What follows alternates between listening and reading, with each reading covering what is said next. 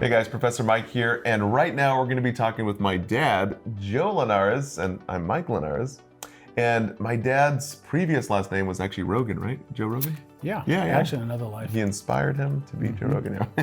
Now look at him. Yeah, exactly. So my dad's been on a health and fitness journey for, since you were in the Marine Corps, right? You used to run marathons I did. and all that stuff. And he was also a police officer for 30 years. All right, so it all started with the longevity stuff. So as you know, I didn't believe my brother. I started fasting in 2018.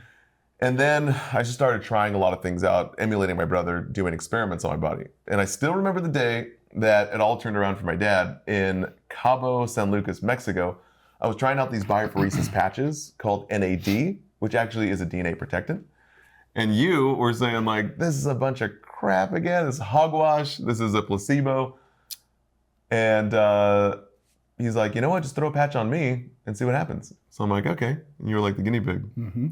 So threw a patch on my dad, and my dad usually we went to the gym. He's usually on the elliptical for like, 15 minutes or 20 minutes? Pretty good, just doing the, going through the motions. He was like a hamster on crack. He was on that elliptical for like 45 minutes. You remember doing that? And then you wanted me to do push-ups with you, a push-up contest? Right. And so, so how do you feel? I feel good. You mean considering everything you've biohacked me on? Totally a different, I think, take it to a different level. I mean, did you tell him how old I was? Yeah. So my dad is actually, 39 now? Or 39 and a half. Yep. Going on 66. That's right. Right. I'm 66 years old, so you were going to put me in a home, in a rest home, in a rest home, yeah. Yep. So, but you said if I get on this stuff, if you would come on the podcast or the video, and that I could feed myself, and I could cleanse myself. I would actually revitalize you. Yep. Yeah. So I'll consider it. So not this year. Not this year. Maybe next year, but we'll see if you keep up with your contract. Yeah, but everything you put me on, I mean, you gave me some different formulas that absolutely have taken me to a different level. Yeah. So to give you guys some context, most officers after their career, they'll have mental health issues, chronic back pain from holding the what's it called? The belt of all the stuff. Yeah, Sam Brown, it's all your equipment. And over the years, you seem to get more equipment and then more ammunition and more trinkets. And you start deteriorating. Well, actually, I had back surgery as a result of that. I've had, I think, 7 different surgeries because of my occupation. And so about 3 years ago, it all hit the wall where my dad just felt like, it almost felt like impending doom was coming. And so I think you were like 63. And your energy levels were low. You always said like, this might be the year that I'm gonna die. And we did a whole will for you. And so me and my brother were like, hey, well, what if we implement like 5 things to help turn everything around? So we took your hormone levels, we balanced those out with TRT. We put you on NAD, glutathione. And then what about your brain pills in the morning, the neurotropics? How do you feel now? Well, what's interesting is I'll take them in the morning, and literally it lasts throughout the day for me. I tell you, I have so much energy, it's hard for me to go to sleep. Really? Yeah, I think that's the downside. But if there is a downside. But no, I think it's very important for supplementation. Everything that you and Joe, my other son, actually study for longevity. I mean, the cold plunge. I don't know if you mentioned that in our home we have a infrared sauna. Oh, yeah. And we'll get it up to about 150 degrees, and I'll go in there for about 30 to 40 minutes at times, and literally just just drenches me. I wish I could go in a cold plunge right after that, but I don't have it right here. It's just at Joe's house. But I mean, how do you feel from 3 years ago, and then how do you feel until now? Is it night and day difference, or? Yeah, I actually feel, I mean, I know this probably sounds like I'm exaggerating because we're on camera. Sponsored by. No, right, exactly. We want to do this. No, honestly, I feel like I have a lot of energy, a lot more energy than I did 3 years ago. In fact, I was at one of the local hardware stores, Home Depot, and getting a bunch of stuff. And it dawned on me, it's like 8 o'clock at night, I'm running around like a little hamster on a wheel, and I realized I have a lot of energy. and I'm able to sustain the energy, so without any crashing. Oh man, how were you feeling 3 years ago? Were your sleep okay? How was your energy levels? Were you dragging yourself out of bed? It's amazing when you're tired and you're you don't want to do anything. I found myself on the couch a lot. Going through YouTube. Just going down rabbit holes and not having enough energy to actually do what I needed to get done during the day. So I think the balance of the hormones, the TRT is extremely helpful. Eating healthy is extremely, hydrating extremely. I even take like magnesium at night. I take Do you take melatonin at night, some gummies that I take. In fact, Joe even turned me on to some of that CBD? Yeah. With a little bit of THC? No, I'm just kidding. Yeah, right. But I won't get into that part. You saw some colors down the walls? No, I'm just kidding. Well, I don't know if you've seen the pink elephant that I saw. Yeah. But it always comes around. Yeah, I'll take that and literally get some deep sleep because, the whole thing, and I didn't realize this.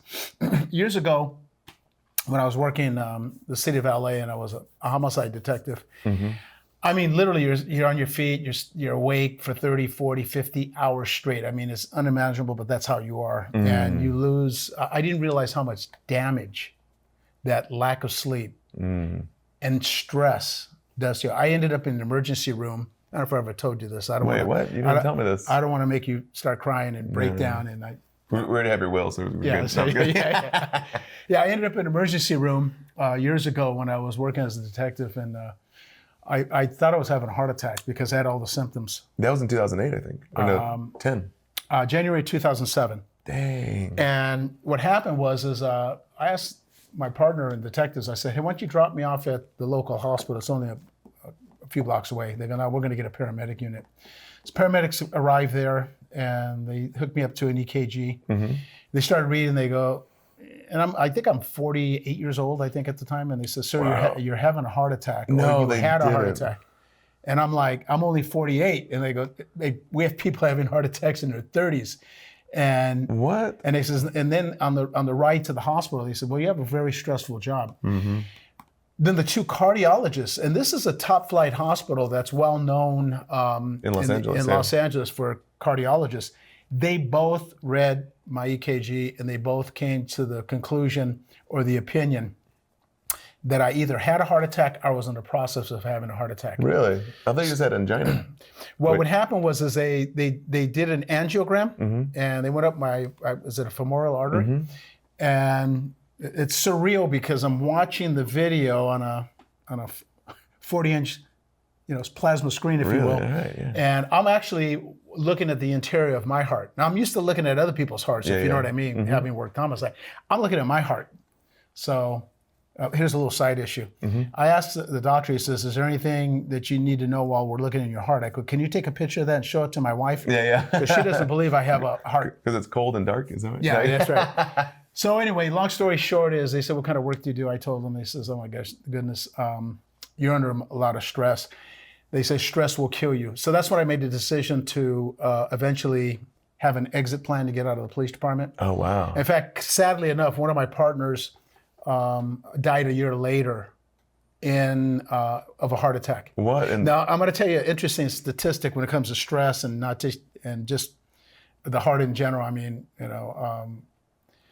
The LA Marathon in 2007, out of 18,000 people that might have participated in the LA Marathon, 2 of them died, both of heart attacks. Dang. A deputy sheriff and an LA city officer. Snap. Right. So what I found is stress, and unfortunately, first responders are notorious if they're not careful. They don't take care of themselves. What I mean by that, the lack of sleep. They eat off the hood of their cars. They don't eat well. And the stereotypic too many donuts. Yeah. Okay. They don't hydrate. And you would think that officers, at least back in the day when I was there, would work out more. But there's every excuse in the book not to work out. Jeez. So you have a perfect storm or an imperfect way to live your life. Man. So the daily routine is probably waking up with bad sleep. Yeah. Drinking coffee, which dehydrates you. Yep. Smoking some cigarettes. maybe drinking after work, having a high stress job, eating processed foods like fast food, not really working out, doing it all over again. Right. Well, one of the things that helped me though, and I think and helped me personally, and I'm just talking about me personally, I've never smoked. And I'll occasionally have a glass of wine, but I was never someone who, because it's sad. I mean, people who are first responders, people in very stressful positions, they'll self-medicate. And I saw that too much on the job, and I saw what it did to people physically, emotionally, and family-wise, and I didn't want to bring that into the home. Yeah, I appreciate that. Yeah. So. But that's my turn. I did this for you. Oh, you did it for me? I didn't do it for me. I did it for you. Well, now you can go booze it up. It's fine. We're good now. No, I'm in the fourth quarter. I think I'm good. Oh, okay. You can get hooked on any drug. Now you're just letting time run out on the clock. So. Right. Yeah. Just counting the days. Yeah, exactly. All right. So you did the cold plunge with Joe, our brother, and how'd that go? I enjoyed it, but then again, I'm not trying to be the tough guy or the mentally like, hey, I'm better than anybody. But I think over the years, I developed, because I was in the Marine Corps, of course, working as an inner city cop, and then working out at a pretty high level. Not that I'm a real athlete, but running long distances, staying in the gym, it develops a certain mental preparedness. Like mental fortitude, yeah. Exactly. So the cold plunge for me is like mind over matter. It's anything. Like when I get into the sauna, which is very hot and kind of uncomfortable, it's mind over matter. It's a necessity. It's important. So I push beyond that, and I try to put myself in a mental state where everything is just like, okay, here's 30 seconds, here's a minute, and you just get to a point where you just tolerate it.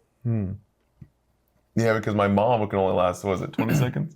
She's like a wet cat inside of a bucket. And she's like crawling to get out. Yeah. All right, so to wrap this up, tell us like when you started your fitness journey. Was it in the Marine Corps when you started running marathons, or yeah? Did you even want to No, do fitness? When I was a kid, I was very unathletic. I was small for my age. I mean, it was just a lot of different excuses, and I really didn't have a mentor. But I think what happened is when I joined the Marine Corps, they stress physical fitness, obviously, and they actually stress that you go beyond your level. I mean, if anybody's watched any Marine Corps training or Navy SEAL training or Special Forces training, they push you beyond what you think you're capable of going. So I think what happened there is something clicked in me, and I actually enjoyed the mental competition, and I made that a lifelong dream. And I'm not saying that I always was consistent, because honestly, when I worked certain assignments, when I was in law enforcement, long hours, you're exhausted, you're tired, and I didn't put the time in, and I suffered for it. But since I've retired, I've tried to take it to a different level. And what I've noticed, if I can just add this, haven't you ever seen when you're in the gym, it seems like the same 90% of the people in the gym are literally there every day. Every day. I don't know how gyms make any money. Maybe people sign up and they never go again. They don't go. But at least they can say they have a gym card, right? But I'm actually encouraged by people that are in their 70s and 80s at the gym that actually look very fit. They look healthy. And what's really important, what I found is, I still do a lot of work around my home, and I like staying active.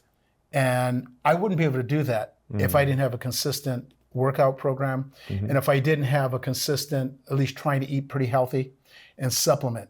Huge. Because if I could add this, your uncle, my brother, he's a few years younger than me.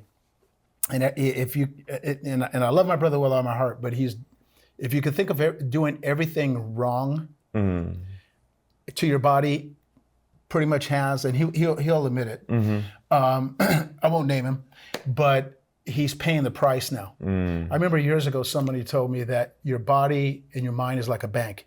Whatever you put into it, you'll be able to draw. If you don't put anything into it, you're not going to draw on it. It's making a deposit in your longevity. Absolutely. So for me, nobody's ever had to tell me, hey, it's time to go to the gym. It's something that becomes a lifestyle. And I've noticed it with you and your brother.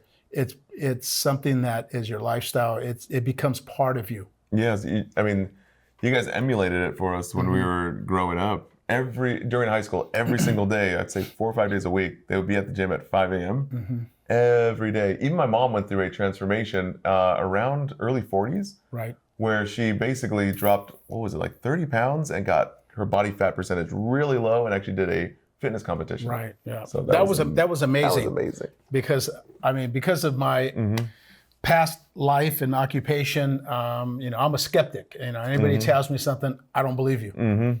So, but here's the thing: whenever you see someone getting results in the gym, or results in business, or results in anything in life, those are the people that have, to me, some credibility.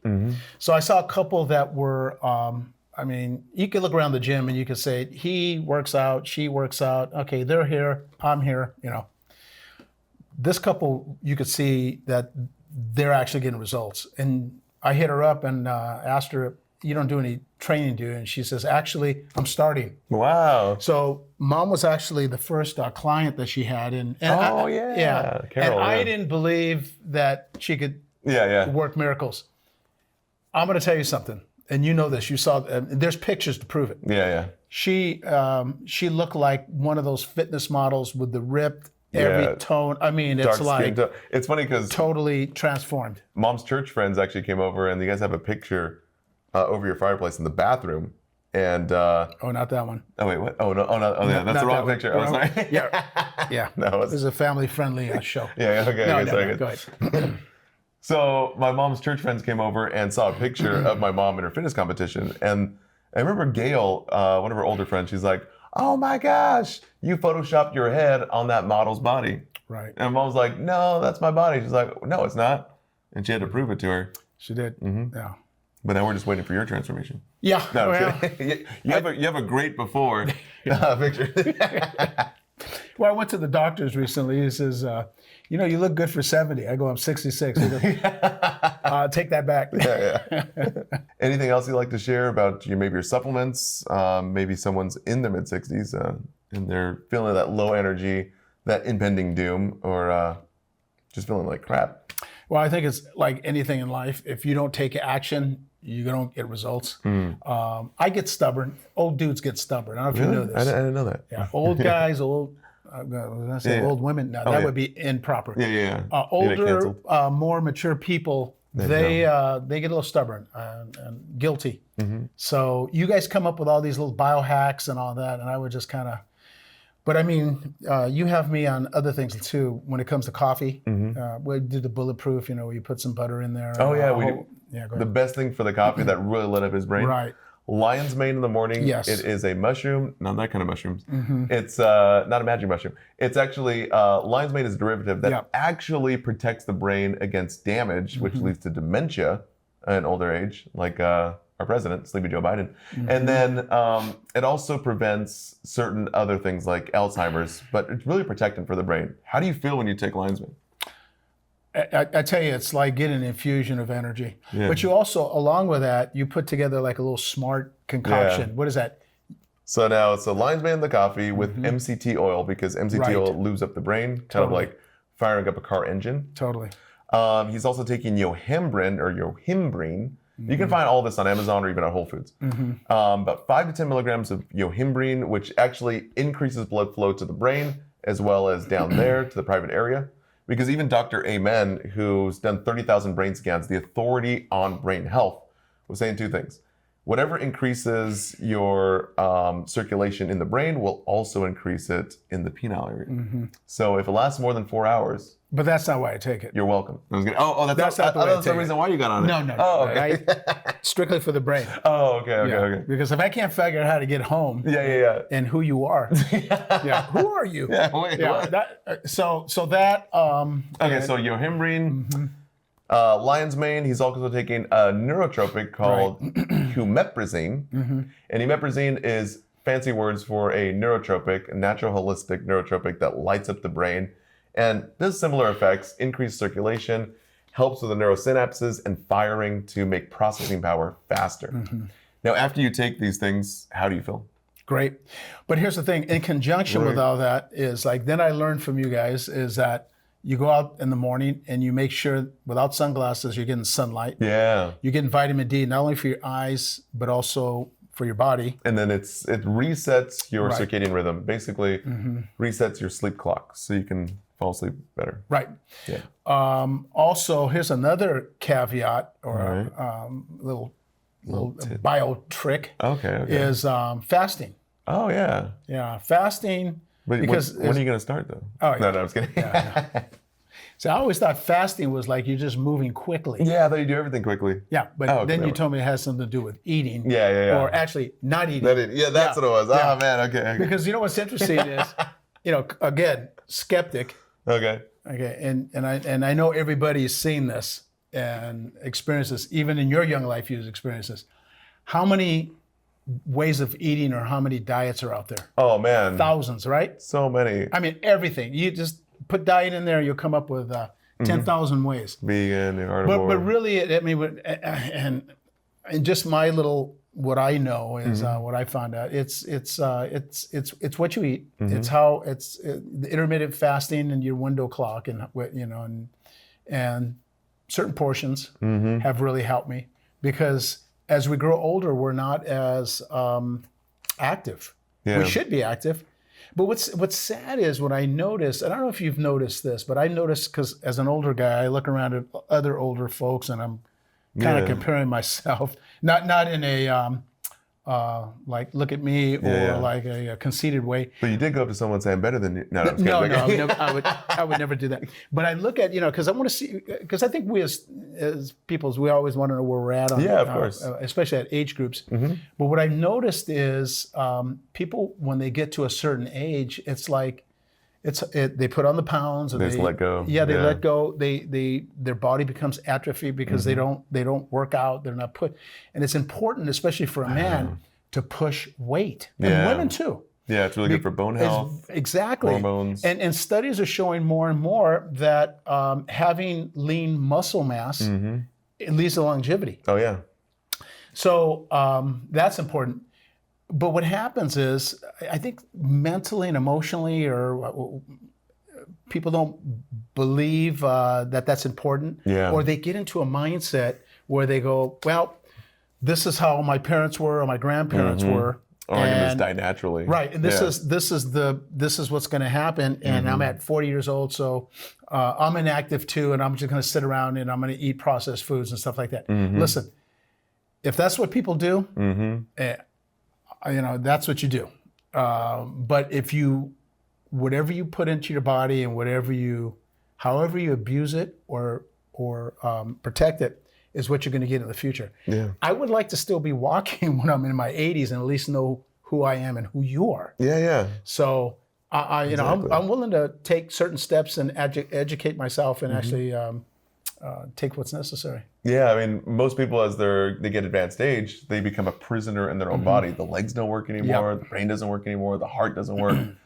So one of the things that we're trying to do here is look at all the science behind why we age. And Dr. David Sinclair from Harvard has done a 20-year case study and has proven in mice that they can actually reverse the biological age of mice. And they believe that they're about 5 to 10 years away from either a pill or an injection that can cure aging as a disease altogether. Now, you're still going to die, but you might die at like 140, 120, but you can cement in time how you feel right now. So what you're saying is I better start saving money right now. Yeah. If you thought you were going to live this long. Yeah, because I've only have enough money to last me to, I think, 80. Oh, man, okay. Or maybe 70. You can... I have a little bedroom for you. Right. You can, you're going to put me in the side garage. And then we have a great job for you at Walmart as a greeter. Yeah, that's fine. Just as long as I'm active. Yeah, exactly. But that is interesting. Because, longevity-wise, if you look at the insurance actuaries or... what about your pension from the police? Well, what's interesting is... what's interesting is, when Social Security was all put together, is they figured back in the day that I think the actuary back then is most people are dying in their early 60s. Wow. So in their early 60s? Yeah. I mean, I think if you look at, I don't have the scale or anything like that, and Okay, if I'm put off on the the screen numbers, right here. you know, That's I great. don't. And then I read it somewhere, but that's how they set up Social Security. Because I don't know if the government, you know, because of course we want to trust the government. Yeah, of course. The government set something up to where everybody put money in, but they figured you won't get to an age where you actually enjoy all of it. And So they figured you're going to die before Yeah. you can make withdrawals. but you bring up an interesting point. I'm sure that's a story for another topic. If we, I mean, here's the thing. Everybody, some people want to live to be 100, right? But we want to be able to live to be 100 and actually have hopefully an active lifestyle. Yeah. For example, Mom and I went to a wedding the other night, and we picked up a mutual friend's mother to take to the wedding. And How old are she was in the back seat, and we literally drove about 60 miles. And I was amazed that, I mean, I hadn't seen her in a while, and she remembered topics. She was asking questions. She was very lucid, very informed. And then even Mom asked, "I'm sorry, how old are you?" 91. 91. I mean, walks fine, you know, but this is the lifestyle for her. She's very good about, she says about her, because we asked her, because I'm always asking, hey, what's the secret, right?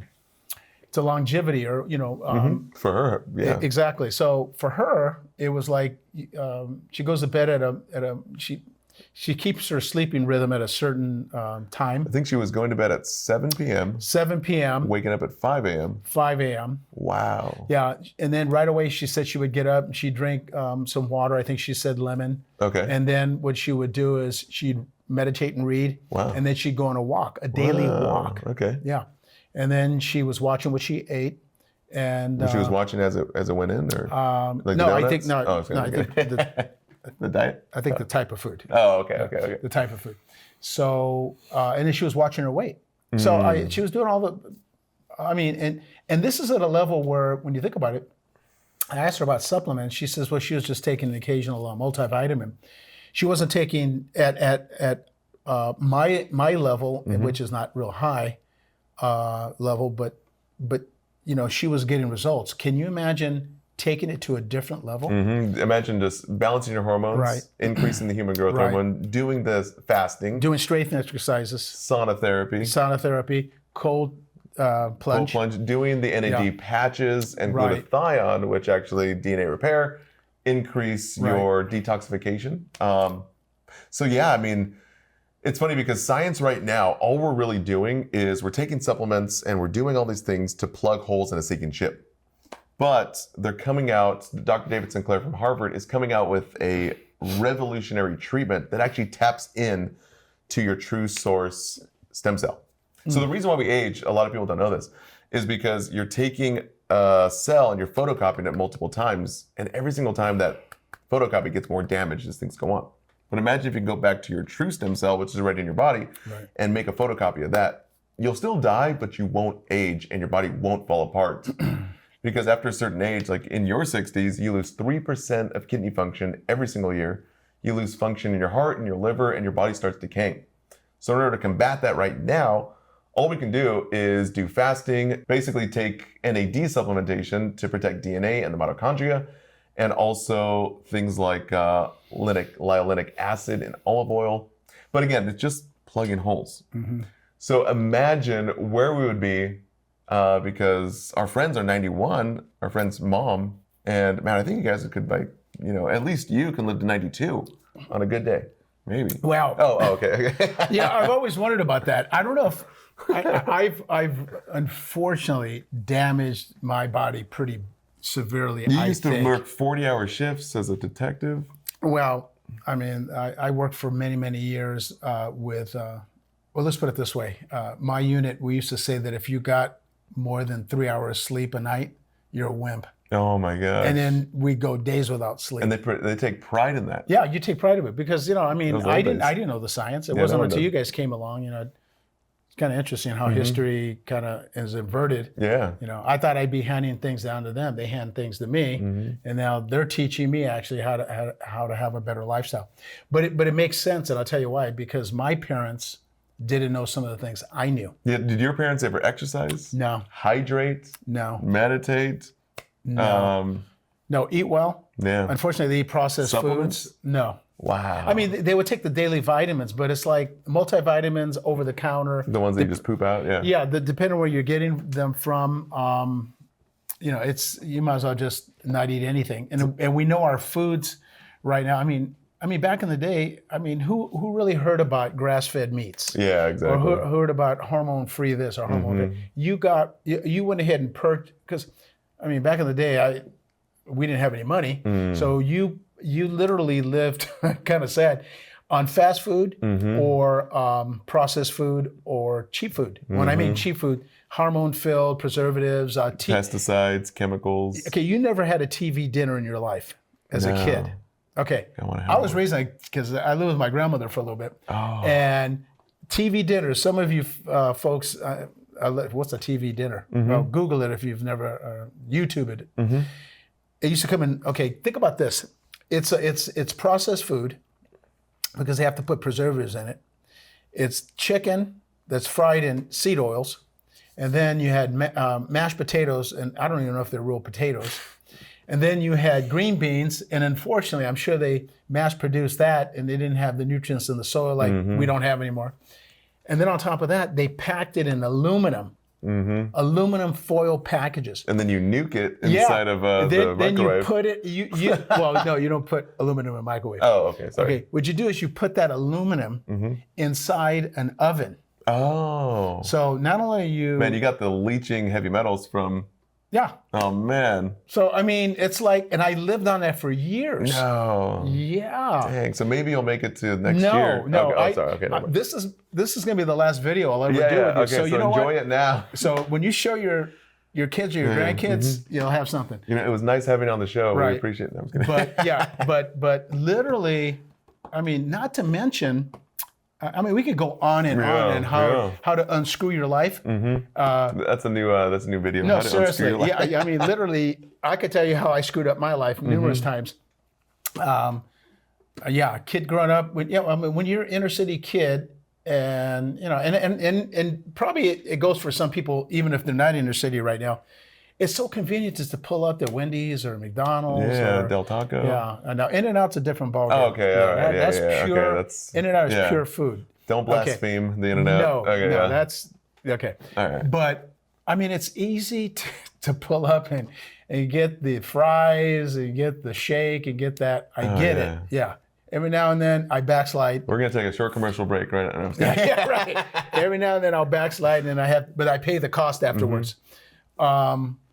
But you can only imagine if literally that's what's sustaining you. Yeah, of course. All right, guys, that wraps it up with my dad, Joe Linares. And remember, I'm Mike Linares. Thank you so much for tuning in. Please be sure to subscribe and hit that bell notification button for all the new videos we're dropping this week. And we may be even going live this week or next. Thanks, guys.